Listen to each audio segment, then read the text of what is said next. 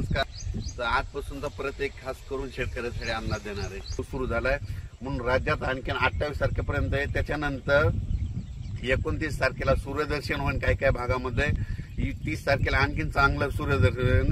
त्याच्यानंतर 11-12 ऑगस्ट पर्यंत पुन्हा हवामान कोरडं राहील. म्हणजे काय होईल, 10 दिवस विश्रांती जाईल. शेतकऱ्यांनी काय करायचं, ऑगस्टच्या 10 पर्यंत तुम्ही तुमचे शेतीचे काम करून घ्या.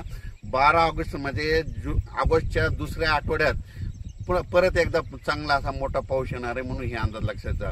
12 ऑगस्टच्या दरम्यान परत एकदा पाऊस येणार आहे म्हणून हे देखील सर्व शेतकऱ्यांनी लक्षात घ्यायचं. म्हणजे ऑगस्टच्या दुसऱ्या आठवड्यात पाऊस येणार आहे. पण काय होणार आहे, 29 तारखेपर्यंत 10-12 दिवस शेतकऱ्याला शेतीचे कामे करायला विश्रांती भेटणार आहे म्हणून हा अंदाज लक्षात घ्यायचा. 29 जुलैपर्यंत नंदुरबार जिल्हा, धुळे जिल्हा, नाशिक जिल्हा, चाळीसगाव तालुका, त्याच्यात रावेर, चोपडा, जळगाव जिल्हा, त्याच्यानंतर येवला, नाशिक या भागामध्ये म्हणजे 29 पर्यंत चांगला जोराचा पाऊस पडणार आहे.